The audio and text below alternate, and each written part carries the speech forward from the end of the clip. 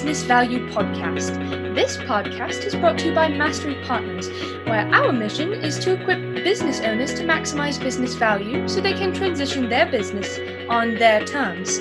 Our mission was born from the lessons we've learned from over 100 business transactions, which fuels our desire to share our experiences and wisdom so you can succeed. Now here's your host, CEO of Mastery Partners, Tom Bronson.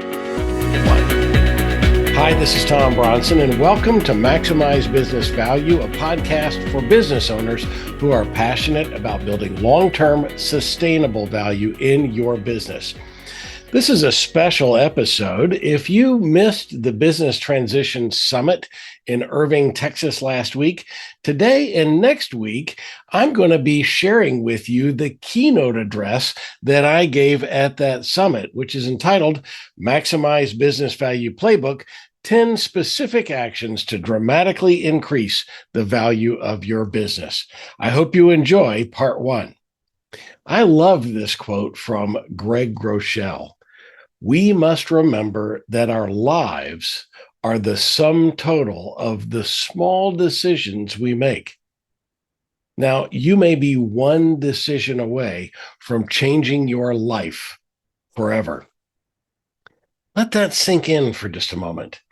The sum total of all the small decisions we make, good and bad, this is about choices. But it is a law, and it plays out over and over again in our lives.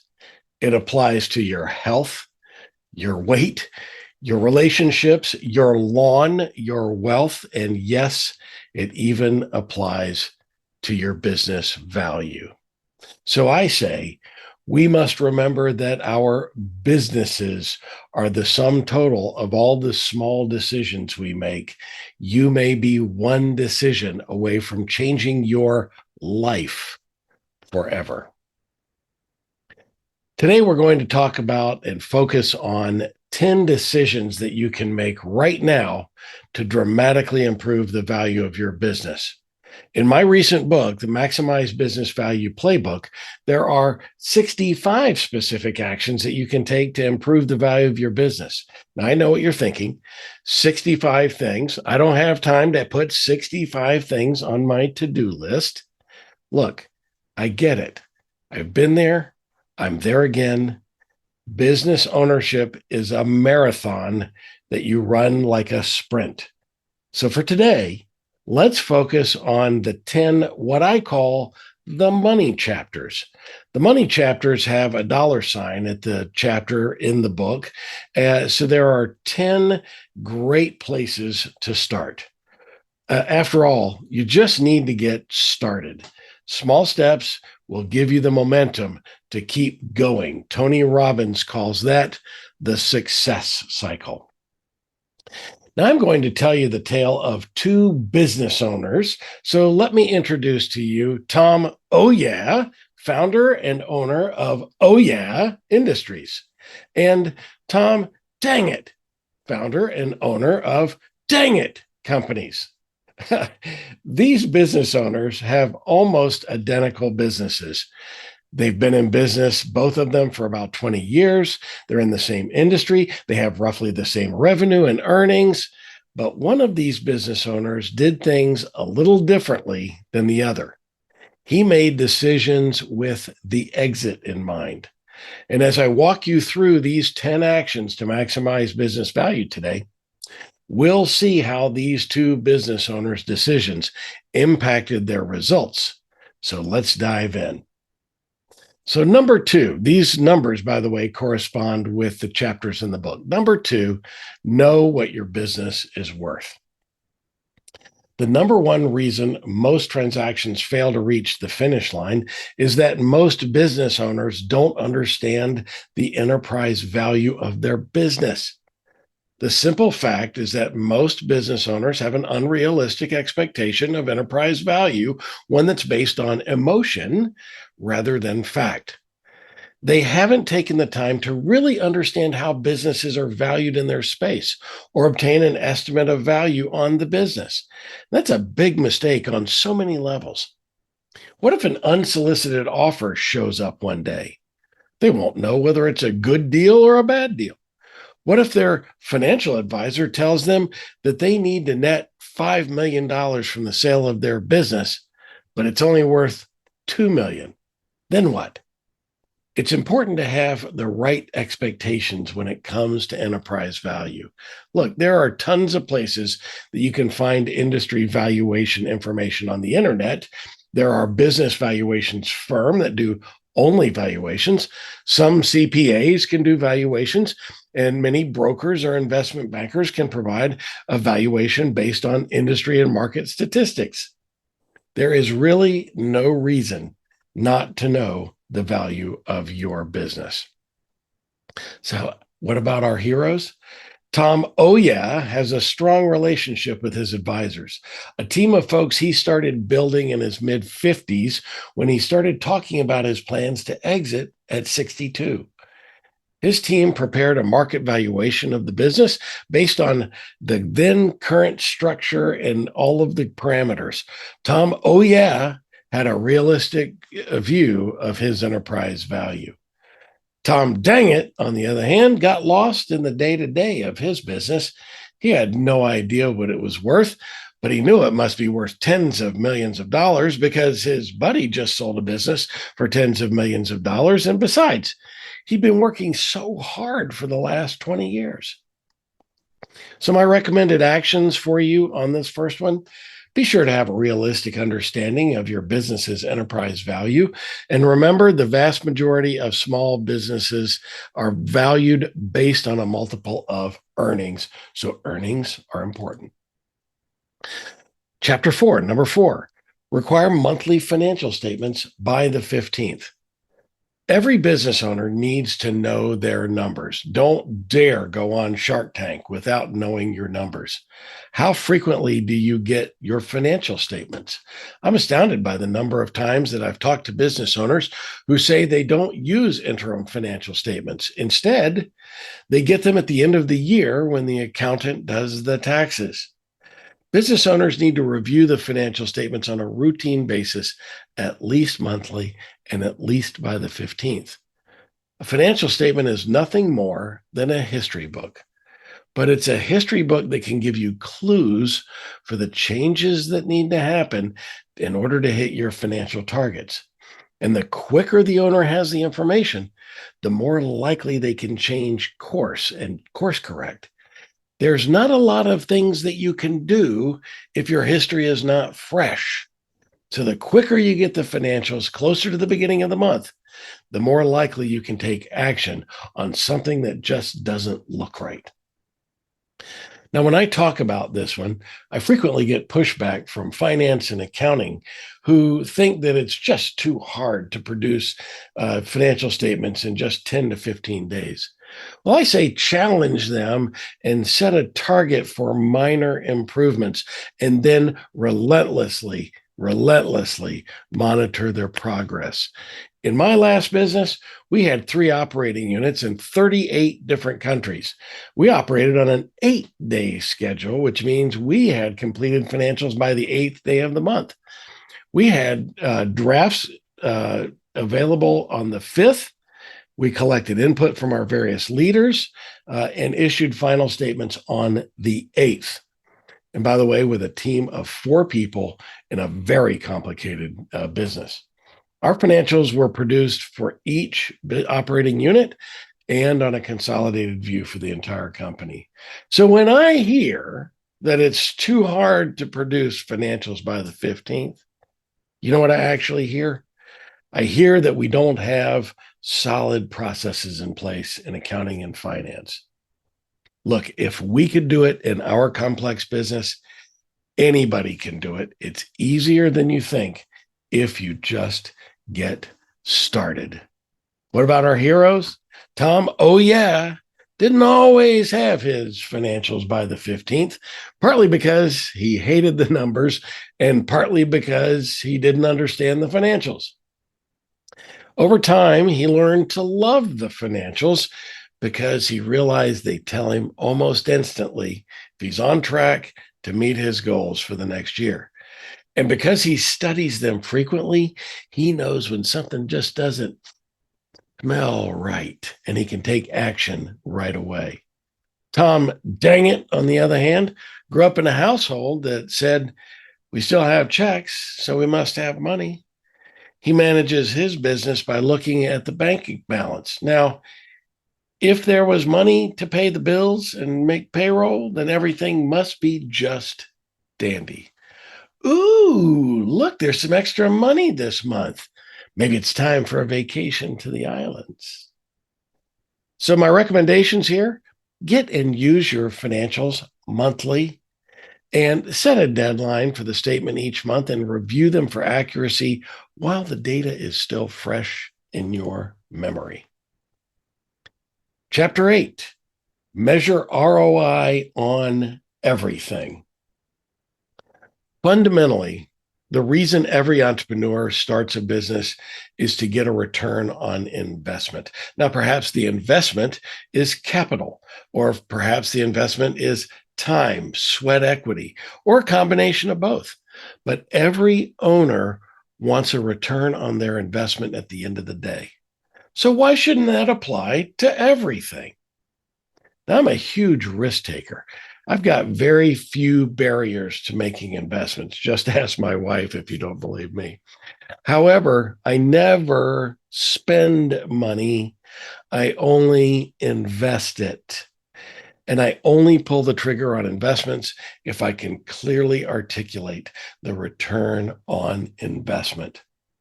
It's worth mentioning that not every investment returns cash. Some investments reduce the time it takes to produce results, which lowers cost, which ultimately returns cash and value. So business owners should base investment decisions on a myriad of factors, but ultimately dial them down to the things that increase business value. Let me give you a great example of an investment of time that paid dividends for us. About 10 years ago, we started a mentorship program in our software business. Each of our senior executives agreed to take on someone under their wing, one of our high potentials, and mentor them to a higher level of leadership. We explained the program and asked for volunteers to be mentored. I took a mid-level manager in our retail division, and we talked every week. Over time, he grew as a leader and ultimately became the general manager of that division, a great return of my investment of time. And after I sold the business 5 years ago, he was selected to run 2 divisions of the business that acquired us. And he currently is president of my old company, Granberry Solutions, and also the Israel M&A leader for the parent company. I am so proud of the investment that I made there. What about our 2 heroes? Tom, oh yeah, liked to play a game with his team. Anytime they brought him a new idea, he asked them to explain the return on investment. And if they couldn't do that quickly and effortlessly, he sent them back until they could. Tom Dang It thought that his new company, Bentley, was a great investment. He also thinks it's a good idea to let the accounting people deal with that stuff. So my recommendations here: list the 5 things that you should start measuring ROI and get started. And if you have a hard time understanding how to do that, it's okay to get a second opinion. Enlist someone you trust to validate your investment thesis. The last one I'm going to cover today is budget before year end. Oh boy, there's a lot of financial stuff. So, just a hunch here. If you don't review your financials on a monthly basis, you probably also don't budget before year end. A budget appropriately used is a roadmap for the future. Too many small businesses just don't budget, and that's a giant mistake. As the Cheshire Cat says, if you don't know where you're going, any road will take you there. Many businesses do create budgets, but not until far into the accounting period. For example, I'm ashamed to admit that I've run businesses that didn't budget until the end of the first quarter. By then, the business was already budgeting history and not the future. It's so important to budget for the upcoming year before the year starts. Creating a budget forces the business owner and the team to think strategically about the business for the upcoming year. It provides an opportunity to consider investments and develop a growth strategy. And if you share the budget with your team, it helps them all know that they're rowing in the right direction because they understand the target. In my experience, having a budget makes the decisions more efficient. It makes decisions more quickly and possibly without the need of a meeting or a committee if items are budgeted in advance, rather than discussing every single investment or expenditure individually throughout the year. For example, in one year, we budgeted for the purchase and implementation of a new CRM, customer relationship management software, in the third quarter of the upcoming year. During the first 2 quarters, we evaluated the options and then were ready to pull the trigger when the time came to do so, all without the need of another meeting to seek approval from the executive team or from the board. Planning in advance, it's much better than addressing issues as they come up in the course of business. And how does this lack of planning and budgeting impact business value? The lack of planning wastes time on tasks or projects that offer little or no value to the bottom line, which directly impacts business value. As Ben Franklin said, if you fail to plan, you plan to fail. So what about our heroes? The first time Tom, oh yes, team worked on a budget, it seemed like a root canal. But over the years, it's become a simple process, and they can now complete it in a few short meetings over the period of a month. Tom, dang it, doesn't share the financials or the data with his team. If he has a budget, nobody knows about it. He makes all the purchase, hiring, and strategic decisions on the fly because his gut has worked so far. So my recommended actions here: put a reminder on your calendar to start budgeting by the end of the third quarter every year. Make sure it's complete before year end. And for goodness sake, share it with at least your senior team. All right, let me give you a bonus here. Let's go one more. Chapter 34, use a business operating system. Look, every business on the planet has an operating system, whether you know it or not. Many are homegrown and have evolved over time, and many of those are dysfunctional at best. But it doesn't have to be that way. Operating systems are a key driver of performance, and that drives value. The basic premise of an operating system is that it provides a framework for setting goals, monitoring progress, and achieving results. These systems include ways to hold people accountable, and most of them even provide a meeting template and a cadence for those meetings. Without some form of operating system, even a homegrown one, the business will move aimlessly from day to day, week to week, quarter to quarter, without having a measuring stick to understand success or failure. It's kind of like those days when you look back and think, did I accomplish anything today? Or when you arrive at a destination, when you've been driving somewhere and you think back and you go, I wonder how I got here. Look, there are an abundance of great business operating systems out there being used by thousands of businesses. Vern Harnish's Rockefeller Habits from Scaling Up, Donald Miller's Business Made Simple, John Doerr's objectives and key results from his book, Measure What Matters. James Womack and Daniel Jones coined the term lean manufacturing and the machine that changed the world.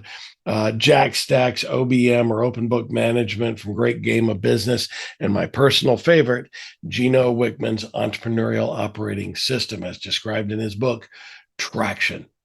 There are lots of systems to choose from, and many of them have similar elements. But in the end, they're designed to drive results, and results drives business value. So let's check in before we end here with our heroes.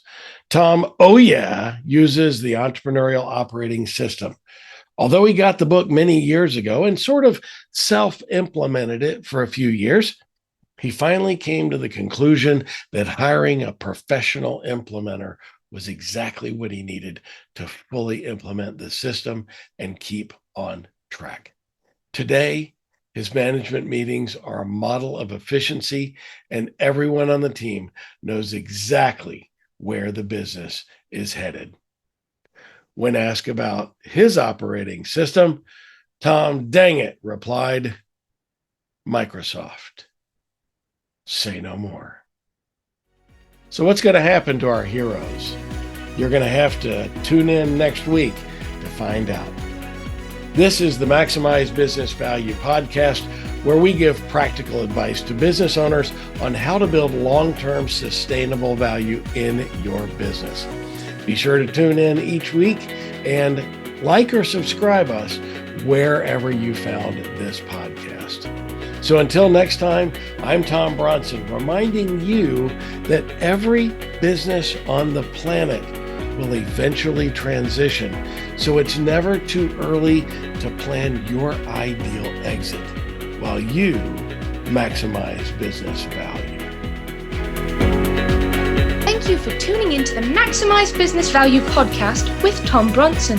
This podcast is brought to you by Mastery Partners, where our mission is to equip business owners to maximize business value so they can transition on their terms.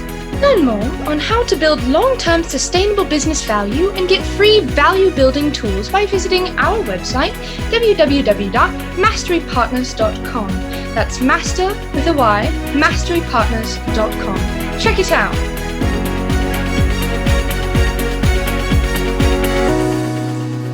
That was perfect. I wouldn't make any changes on that.